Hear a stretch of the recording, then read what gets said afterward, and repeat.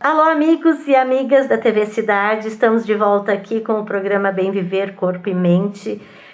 Mais uma edição desse programa para trazer uma mensagem otimista nesses tempos difíceis de distanciamento social, de coronavírus. Aí a gente quer colaborar, a gente quer trazer autoconhecimento e conhecimento de maneira geral sobre a vida, sobre qualidade de vida, sobre coisas que acontecem na vida. E hoje, para esclarecer um pouco mais, para trazer assim uma visão da família, né? Eu tenho aqui minha convidada, Keren Guazelli. Seja bem-vinda, nós estamos aqui hoje para falar um pouquinho da tua experiência como mãe. E eu quero que tu te apresente, então, em primeiro lugar. Muito obrigada pelo convite, Marga. Fiquei bem feliz por poder falar um pouquinho sobre o assunto que a gente vai falar, que me deixa emocionada sempre. Eu acho que é um assunto que tem muito mito e tem muitas inverdades. Então, vou me apresentar, né? Eu sou representante comercial, trabalho muito, mas em função da minha pequena, que é o assunto que a gente vai falar, dei uma freadinha, hoje não tão freio, mas consigo fazer as minhas atividades. Então, sou formada em administração de empresas, trabalhei muitos anos na Grendene e hoje sou representante comercial da Grendene também. E tenho 2 filhos maravilhosos, né? O Lucas, de 8 anos, e a Helena, de 4 anos, que nasceu com trissomia 21. Ótimo! É um prazer aqui a gente estar falando, né, sobre síndrome de Down, a trissomia do par 21, porque eu trabalhei 19 anos no MAPAI, né, na PAI de Farroupilha. Quem nos acompanha já sabe. Então, eu tive muito contato com a síndrome, como outras síndromes também, inclusive. Mas especificamente eu acho que vai ser muito prazeroso te trazer hoje aqui, porque a gente quer passar essa mensagem otimista de quem tem uma pessoa, uma criança com síndrome de Down e que está dando a volta por cima, que está indo à luta, do luto à luta. Tem até um documentário, né, que fala do luto à luta, se encontra até no YouTube esse documentário, é bem interessante, quem tiver interesse. Então assim, eu quero que tu comece da onde você achar melhor também, mas se tu quiser falar da tua experiência como mãe e como é que veio a Helena na tua vida. Tá. Bom, então a Helena foi gerada na minha terceira gestação, tá? Eu fiz um pré-natal, todo acompanhado, tudo certinho, com todos os trâmites ok. Não foi em nenhum exame percebido ou apontado que ela teria a síndrome de Down. Então, foi só visto realmente a síndrome de Down no momento do parto. No parto. Tá? E até teve uma incoerência entre o obstetra e a pediatra, tá? Que é a doutora, posso citar o nome? Não sei. Você fica à vontade. Que é a doutora Eleonora Broilo. E que no momento ela também criou uma certa dúvida, porque a Helena, de 10 características que a criança teria, ela tinha 3. 3 apenas. Mas ela ficou com uma pulga atrás da orelha, e em função da minha primeira gestação, ela não queria me dar essa possível notícia. Então, o que ela... sem ter certeza, sem ter certeza, exato. Então, o que ela fez? Colocou um ponto de interrogação ali, conversou com o meu marido e pediu para que ele conversasse comigo antes quando eu saísse da recuperação. Só que mãe é mãe, né? Lá na sala de parto, lá na sala de recuperação, me deram a Helena para mim amamentar. Uhum. E aí, quando eu estava amamentando ela sugou direitinho, mamou direitinho. O que um bebê com síndrome de Down normalmente não faz no primeiro momento. Não faria. tá? Normalmente ele não choraria, a Helena chorou, e ela não nasceu com cardiopatia, então ela é uma criança que não tem cardiopatia. Eu não sabia, claro, disso, né? Dei um mamá para ela, sugou meu peito. Eu olhei para ela e disse, meu Deus, filhinha, até eu posso ser crucificada agora por algumas mães. Mas eu olhei para ela e disse, que feinha que tu nasceu, filha. Mas, né, vou te amar com todo amor e carinho, porque eu achei ela um pouco estranha. Estranha. Isso. Enfim, saí da sala de recuperação, fui pro quarto, meu marido me olhou e me disse assim, a gente precisa conversar. Quando ele me falou isso, me veio na cabeça, ela tem a trissomia 21. Tu pensou logo na trissomia? Me veio a tu trissomia identificou? 21, Tu já tinha tido contato, Kellen?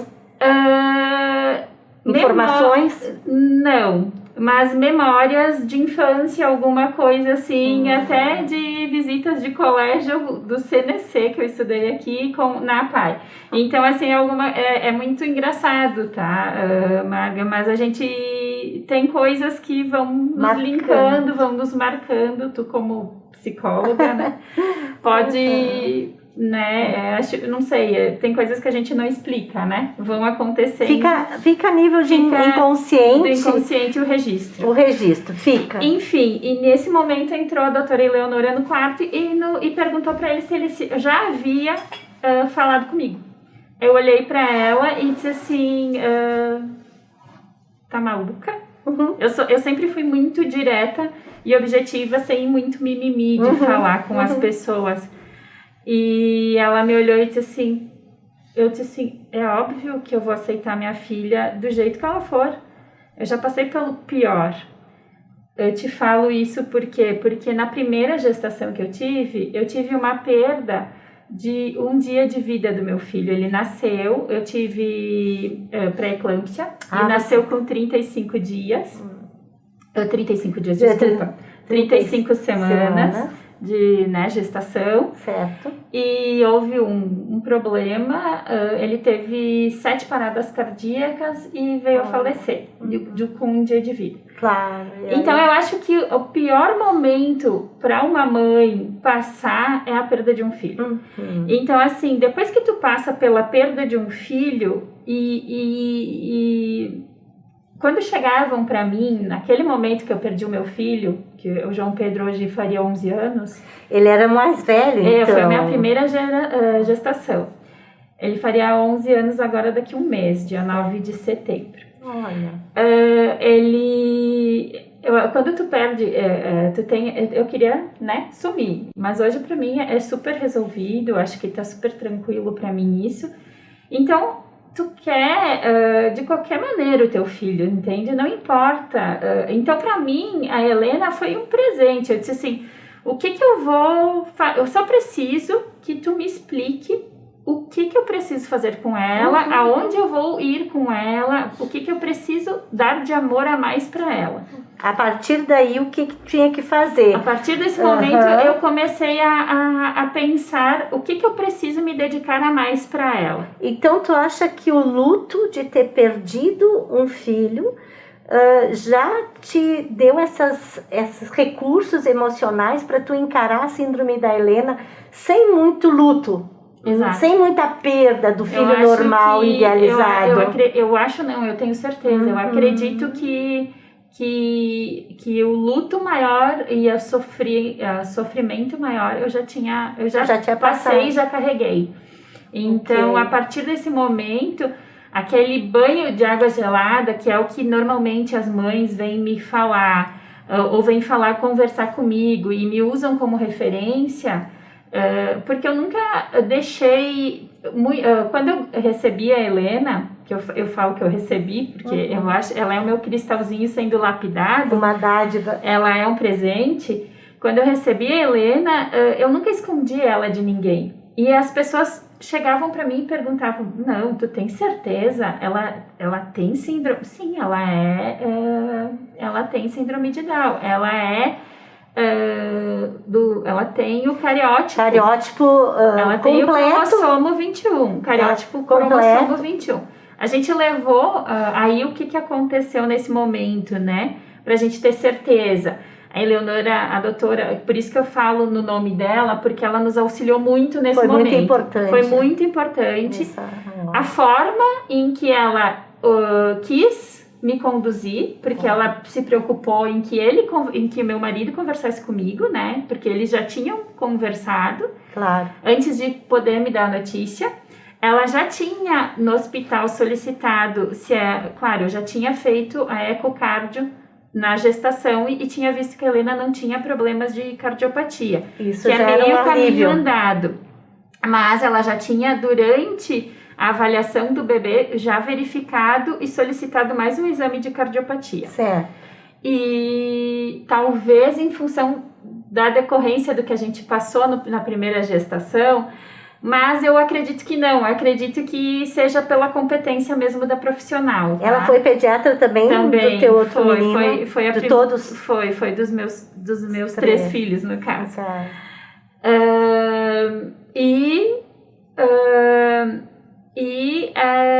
Ela já solicitou, sem falar comigo, o cariótipo.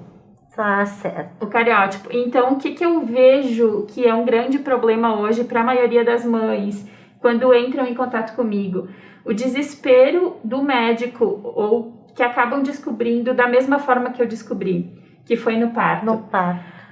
O médico obstetra entra em curto-circuito e diz: como tu não sabia que o teu filho tinha síndrome de Down? Porque hoje a gente entra numa escolha, né, o médico que nos acompanhou durante todo o processo da gestação às vezes não é o médico que faz o teu parto, então tu tem que levar toda a documentação e tal, e se tu não tem, tu não é culpada de não saber que o teu filho nasceu com síndrome de Down, tu não, né, tu não tem essa culpa, e o médico se assusta, mas ele também não pode ser grotesco ao ponto, acho que é essa palavra, de dizer para a mãe: como tu não sabia? Ela tá ali num estado de total vulnerabilidade, né? De total desamparo.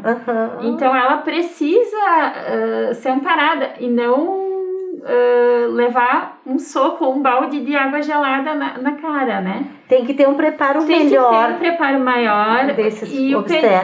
Desses obstetras, com certeza. Eu acho que esse é uma reclamação que eu escuto muito de muitas mães, que chegam para mim me dizendo, e me pedindo socorro, e me dizendo assim: eu não quero mais ter esse médico e eu não quero mais ter o pediatra que me atendeu no parto. Quem é o pediatra que tu me indica?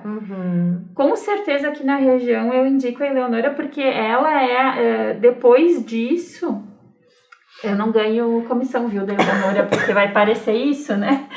Vai parecer isso. Não, tudo bem. Mas por quê? Porque depois disso, da minha filha, eu sei que eu levei ela junto comigo em palestras, ela começou a estudar muito mais o caso, ela já tinha pacientes, e eu não vejo outros pediatras estudando a respeito da trissomia 21, né? Gostaria muito de ver que as pessoas pudessem, que os médicos tivessem um conhecimento maior. E nós temos muita essa ineficiência, porque as crianças com a trissomia 21 têm características específicas que têm que ser cuidadas, tipo vacinas que não podem ser dadas. Isso é muito delicado. Eu sei que vai ter gente contestando, mas eu sou a mãe que briga quando vai no posto de saúde, porque a criança com trissomia 21 não pode tomar mais do que uma vacina ao mesmo tempo, porque a imunidade do corpo da criança com trissomia 21 não entende que ela tem que se fazer defesas de 2 ou 3 vacinas ao mesmo tempo. 2 doenças ao mesmo tempo. Ela tem que fazer uma hoje, daqui 15 dias ela volta e faz outra. Então, tem mães que não sabem disso, porque nunca tiveram uma criança com trissomia 21 e aí recebem A criança com trissomia 21 não é uma criança não é um bicho de 7 cabeças. Não.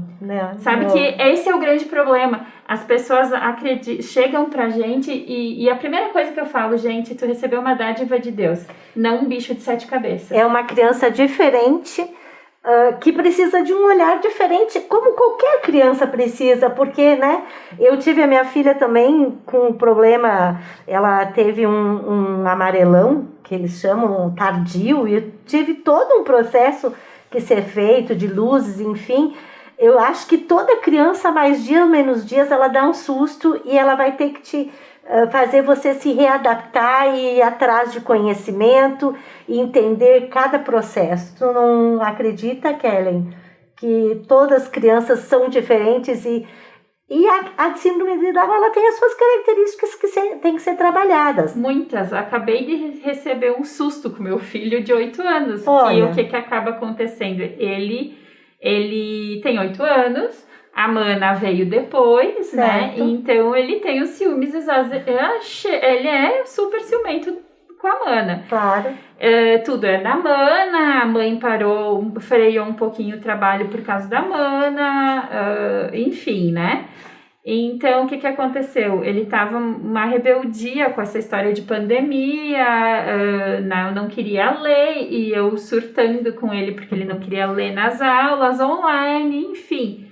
No ano passado, eu havia marcado oftalmologista para a Mana e aproveitei marcar para ele junto no mesmo oftalmo, em função, né, aproveitar os dois no mesmo período.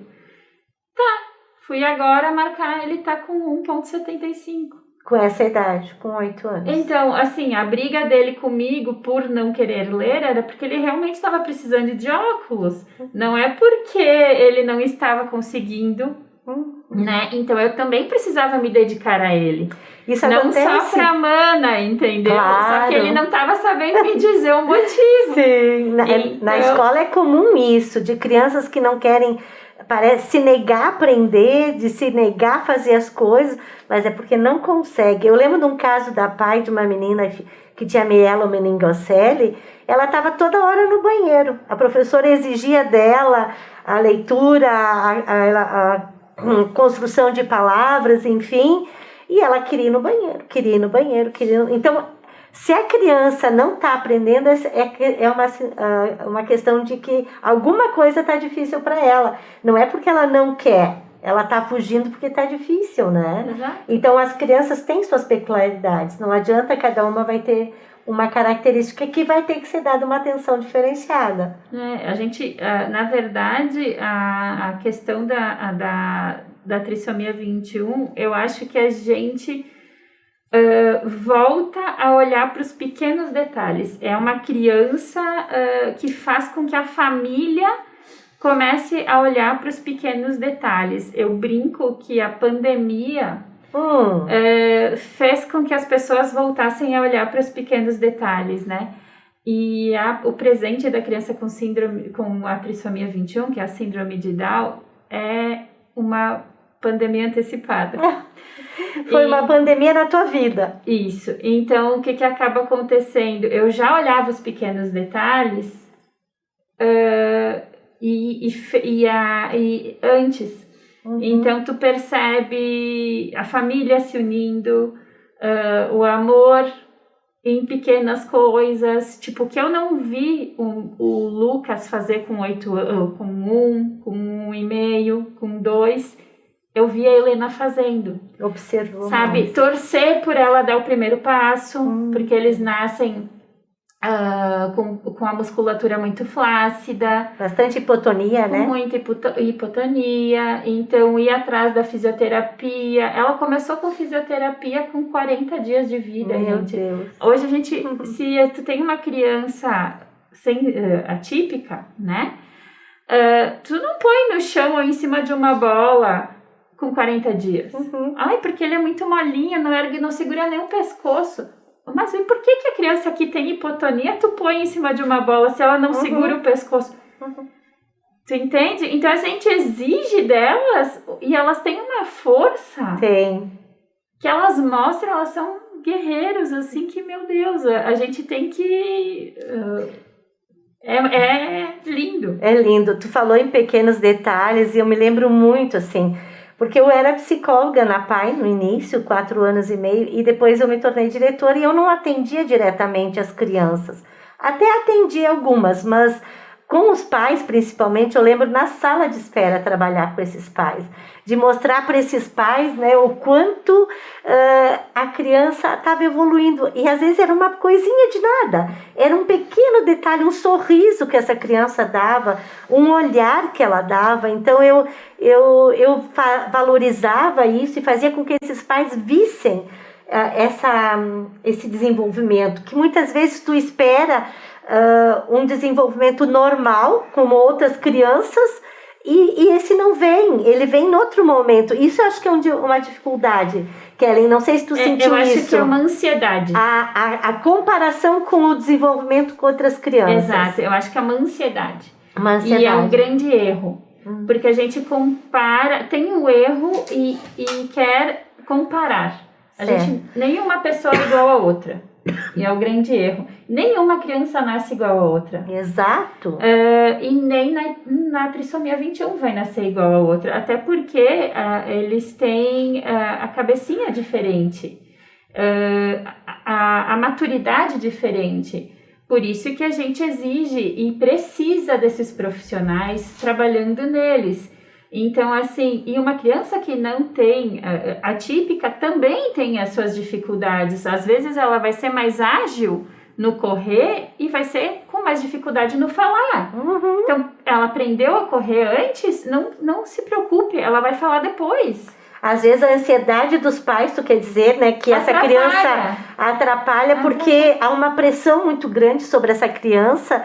E ela às vezes fica com medo de não corresponder a essa expectativa do pai. Quantas vezes tu escuta de uma pessoa mais velha, não por maldade, diz assim, mas essa criança já não devia estar falando, essa criança não devia estar... Gente, ela não devia. Ela tem o tempo dela. Ela tem o tempo dela. Exato, isso então, é bem importante, eu acho que é o problema da ansiedade, de tudo acontecer. Então, eu acho que...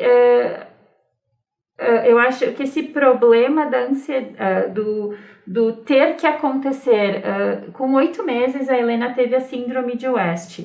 Isso foi um complicador que também desestabilizou. Que desestabilizou bastante ela. A síndrome de West é uma síndrome bem rara, bem difícil, é a pior síndrome que uma criança pode ter. E está associada também com a trissomia 21. Certo. Mas pode acontecer com qualquer criança de 0 a 14 anos. De 0 a 14. De 0 a 14 anos. Como é que é essa síndrome? A síndrome de West, a primeira característica que ela tira da criança é o sorriso. Então, mas graças a Deus ela é uma das únicas síndromes tratáveis. Que pode reverter o quadro. Isso. Ótimo. Então, hoje a Helena está tratada. Olha que maravilha. Isso. Então, e a nossa sorte é que o nosso cérebro, né? Ele é um órgão em constante desenvolvimento. Plástico, inclusive. Exato. A gente usa o termo, né? Isso. Da plasticidade neuronal, que os neurônios, eles se reorganizam para executar a mesma tarefa. Encontram um caminho alternativo mesmo havendo uma lesão. E ele cria uma maturidade, né? Num certo tempo de vida, né? Ele vai mielinizando as células. Isso. Elas são mais capazes de passar o impulso nervoso mais rapidamente, né? Isso. E aí a nossa sorte, no caso, eu digo sorte porque foi com 8 meses de idade, foi entre 7 e 8 meses. Ela estava num processo muito bom evolutivo, só que travou ela perdeu tudo que ela tinha ganhado, só que ela ainda não tinha aprendido a gatinhar, caminhar, ela sentava. E ela perdeu o sentar também? Ela perdeu tudo. Ela perdeu até a movimentação de deglutição. Ela vai tirando tudo da criança, ela tira. Só que como ela não havia aprendido essa questão de sentar, de gatinhar, de caminhar, Essa parte a gente não sabe até que ponto pode ter prejudicado ela, mas enfim, ela não tinha aprendido, então quer dizer que isso não danificou. Interessante. E se fosse uma criança, por exemplo, de 5 anos que já caminhava, não volta nunca mais. Eu conheci uma menina de 5 anos que ela tinha perdido a fala e ao caminhar. Essa não ia mais voltar a ter. Então, é bem grave, dependendo da etapa do desenvolvimento. É bem grave. E tu torna um vegetalzinho. Então, assim, eu falo que a Helena é uma guerreirinha que já passou por... Ela tá com 4 anos, mas por 4 anos de luta, bem vividos, bem lutado. E ela não é à toa que ela tá com a gente, assim, que ela... E vocês são guerreiros também, que não desistem nunca, né, Kellen? E aí depois a gente passou por essa fase, né, de UTI, enfim. Ela chegou a ficar 28 dias na em UTI. Com 8 meses. Isso, saiu curada da UTI, graças a Deus. Ela entrou em função de uma pneumonia que ela pegou, em função de tratamento com corticoides bem fortes. Por causa da síndrome. Por causa também da síndrome. E aí... mas quando saiu, a gente não sabe bem ao certo que tipo de tratamento que foi feito e que funcionou e que ela saiu curada. Porque a gente ia voltar a fazer o tratamento específico para o Oeste e não precisou? Não precisou. Ela saiu bem. Então, assim, acho que é dádivas que acontecem e que a gente tem que agradecer, que acho que nada é por acaso. Tem alguma coisa de sentimento de ser merecedor e de um poder divino que a gente não sabe explicar. Tu acredita, Kelly? Eu acredito porque, assim, a gente brinca que eu me tornei mãe de UTI, a gente ficou 28 dias lá dentro, eu rezava muito, e esses 28 dias eu fiquei acordada, os 28 dias eu não dormia. Sem dormir, Kelly. E as mães lá, que a gente se torna uma família, né, dentro família. Da UTI, e as enfermeiras, elas me brincavam, me diziam, mas tu não vai pra casa, mãe, e tal. Eu sentia que eu dizia, não, eu preciso ficar aqui, porque eu preciso ver o que vocês estão fazendo, em que momento isso vai acontecer. Tu tomava banho, vivia lá dentro? Eu vinha pra casa pra tomar um banho, só pra ver o Lucas. Assim que tem o Lucas. E voltava, né, e aí... eles me dizem, porque a UTI infantil tu pode ficar, né? Tá mudando bastante isso, né? É só na infantil que tu pode ficar, né? E hoje eles fazem questão até. Só que a Helena estava em coma. Chegou a ficar Ela estava em coma. Coma induzido ou coma mesmo? Ela pelo estava quadro. Em coma, pelo quadro. Só que pra mim ela estava dormindo. Eu não tinha consciência alguma. Se tu me dissesse assim, ela tá em coma. Não, ela não tá em coma, ela está dormindo. Certo. Eu não tinha consciência alguma, nenhuma. E eu acho que a gente fica meio anestesiada. É interessante isso, né? Pra não sentir... no nível de anestésico. Assim. Eu acho que o nosso inconsciente nos protege pra tu não ter a noção da gravidade do quadro e talvez desistir. Eu acho que tu se mantém num limbo. Num limbo, assim, e aí tu vai se mantendo. E aí tu fica. Até que tu consegue resistir e fica ali. É mãe. Eu acho que é coisa de mãe, assim. Mas enfim, passou essa fase, voltamos para fisioterapia, voltamos para TO, para fono. Hoje ela está caminhando. Olha que maravilha. Começou a gatinhar, todo o processo, deglutição. Tudo de novo.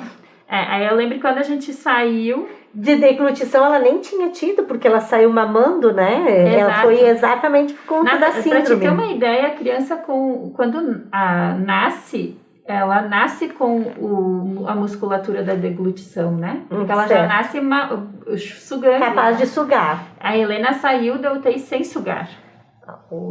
Então eu tive que aprender a cozinhar com a fono, que é a profissional extremamente de grande importância, para ensinar o formato líquido que ela tinha que aprender a comer na colherinha ou no copinho, para começar a adquirir a musculatura do pescoço, para ter a da linguinha, para fazer Então a gente fez um processo todo com a fono para conseguir adquirir isso, para poder tirar a sonda alimentar dela. Olha só. A gente em 15 dias conseguiu fazer isso. Meu Deus. Foi bem punk. Mas muita dedicação também, né, Kelly? Foi bastante.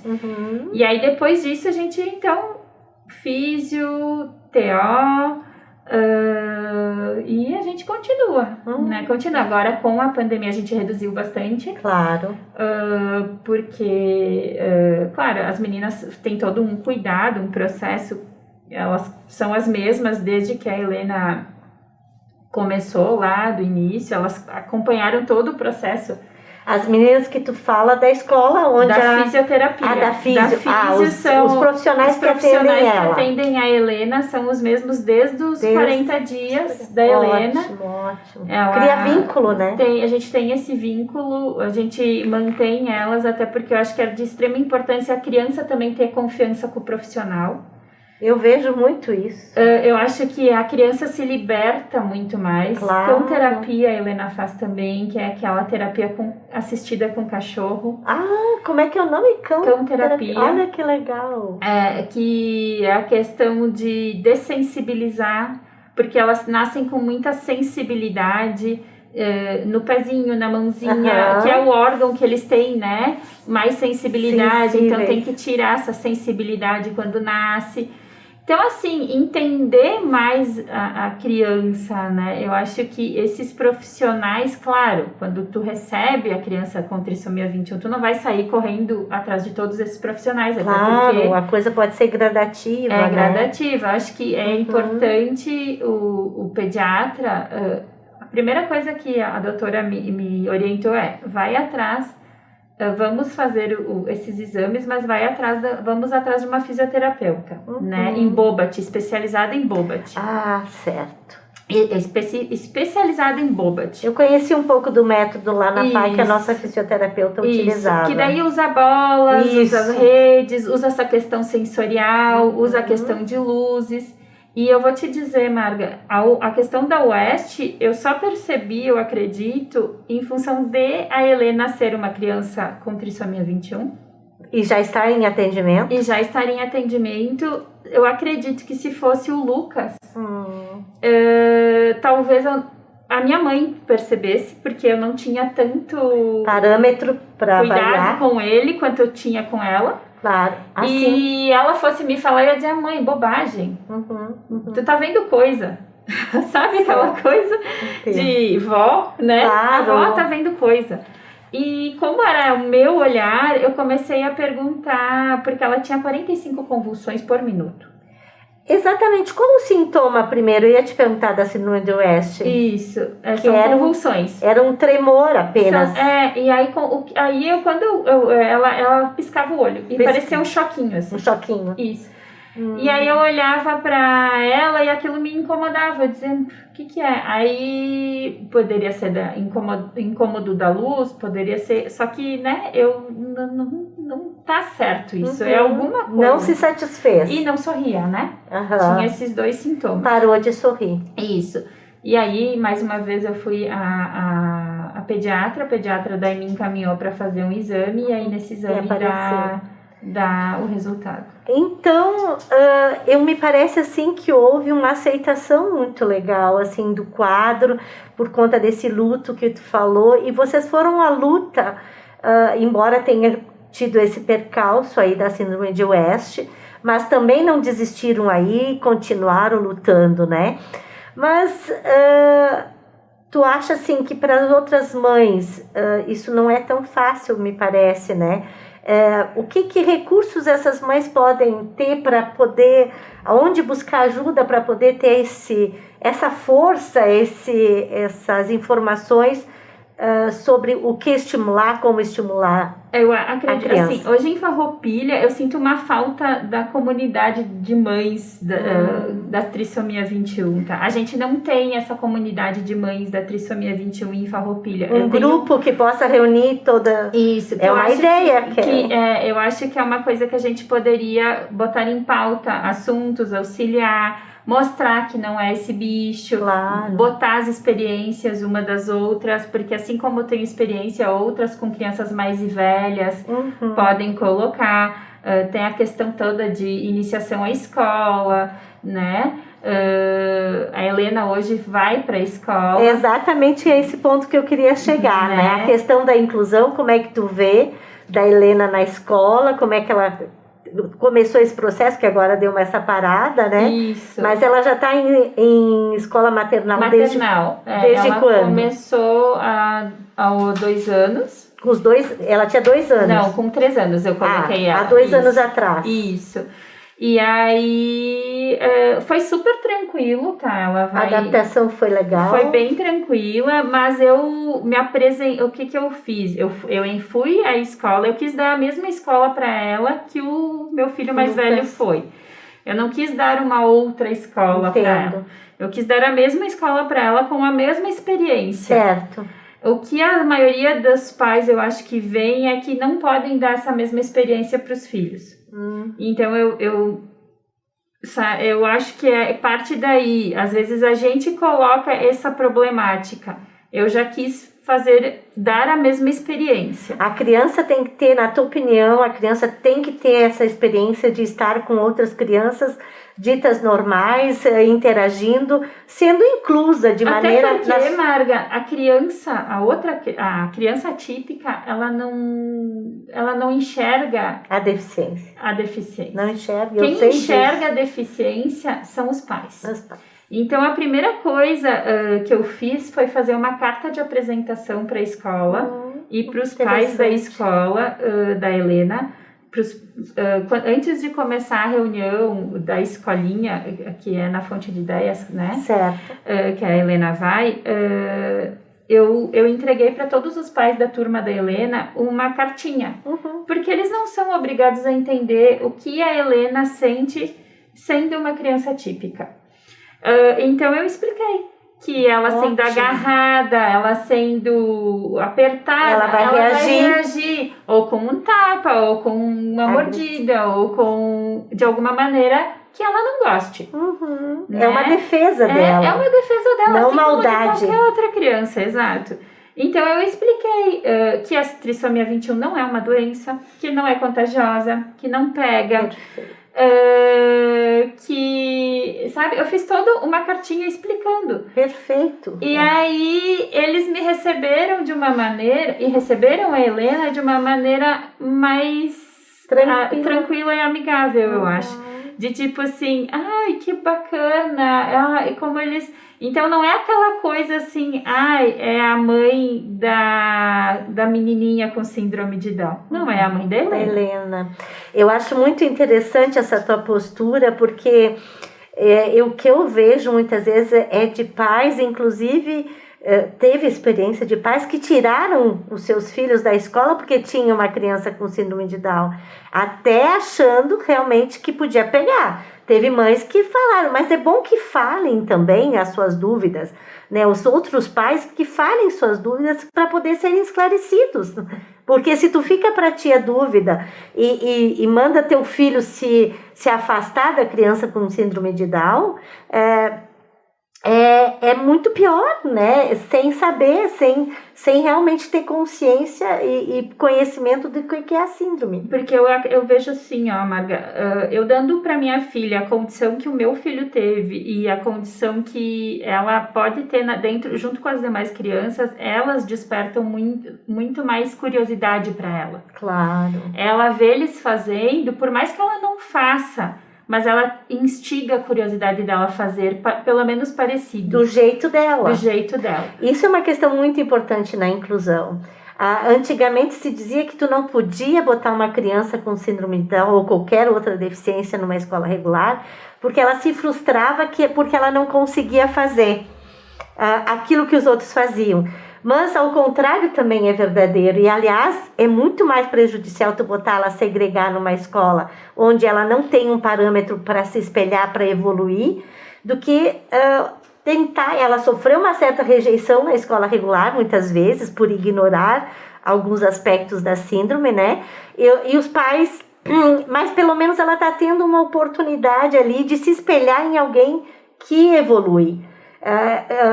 E que a frustração faz parte do desenvolvimento humano, e ninguém faz igual a ninguém, e eu sou boa numa coisa, eu lembro das meninas lá ser muito boas na dança, elas eram exímias bailarinas, coisas e coreografia de músicas, elas sabiam de cor, não sabiam ler, não conseguiam aprender a ler, mas tinha uma habilidade que a gente chama isso de inteligência físico-sinestésica, segundo o autor Gardner, né? Ele diz que a gente tem várias inteligências e eles mostram ser inteligentes muitas vezes de outra forma, né?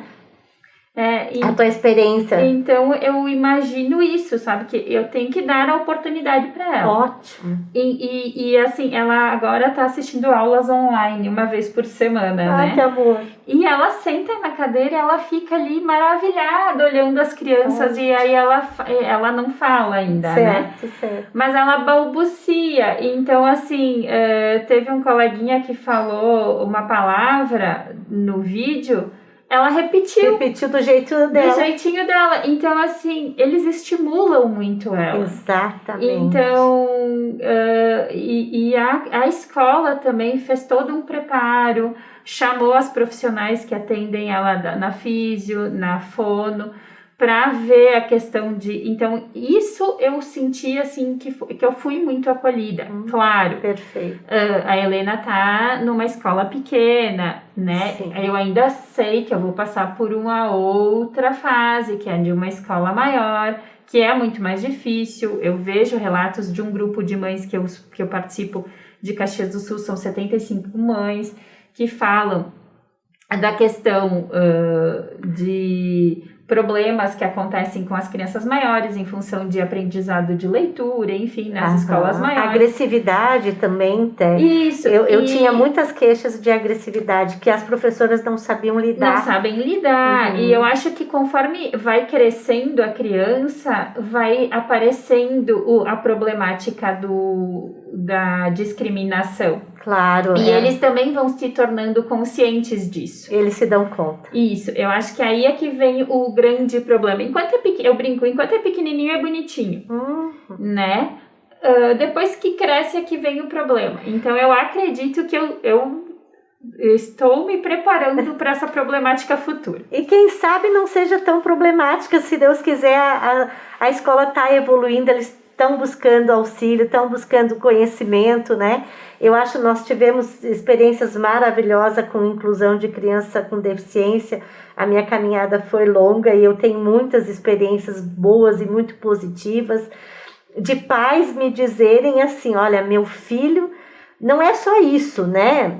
Mas meu filho se tornou mais solidário em ajudar a criança com síndrome de Down ou com síndrome, enfim, eu não me lembro que caso que era. Mas meu filho hoje não preciso mandar fazer lição quando chega em casa. Ele se sentia tão importante em estar ajudando, porque muitas vezes os pais cobram também que essa criança não está evoluindo porque a professora tem que dar atenção para aquela que tem a síndrome ou deficiência.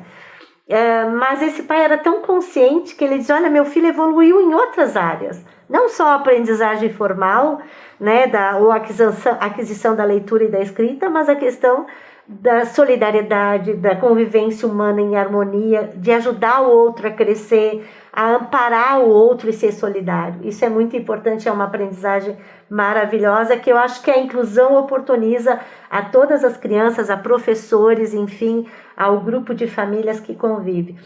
Mas eu queria agradecer a tua presença, assim, né? A conversa flui muito nessa área, e a tua história é uma história linda de superação. Parabéns pela mãezona que você é, paizão também, que eu não conheço o pai, mas com certeza é o casal que se uniu em prol da Helena, do filho, para ele evoluir. Eu tenho certeza que tu tem apoio dele.